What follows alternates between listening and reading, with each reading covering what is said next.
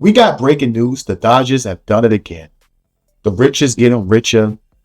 They already signed Edwin Diaz, star closer from the Mets, earlier in this offseason. And now they are signing Kyle Tucker to a 4-year, $240 million contract.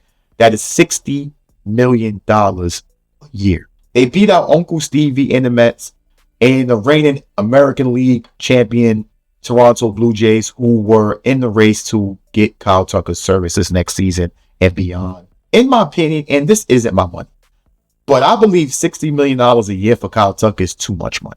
But I also think that this came from the Juan Soto contract last year. Guys like Kyle Tucker, guys like Cody Bellinger, who's unsigned right now, they look at who also have the same agent as Juan Soto. They may be saying to themselves, or the agent is saying to these teams, maybe my client isn't as skilled as Juan Soto on the offensive end, or on the defensive end, we can match that. And if he got $50 million a year, whatever he got, it was a huge contract. It was $765 million in totality, but per year, I believe it was $50 million.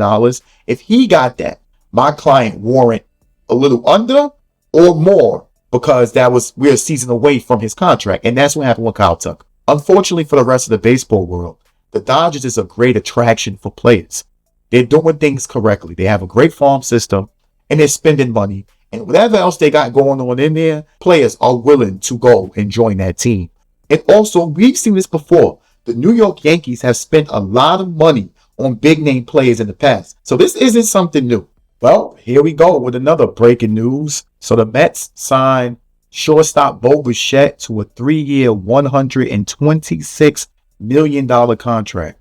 And it looks like he has a player option to opt out of his contract after the first and second year.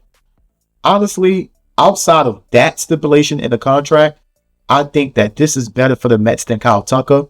And apparently he'll be switching his position over to third base alongside shortstop Francisco Lindor. He bats .294 for his career. It's a right-handed bat in which the Mets needed because they lost Pete Alonso.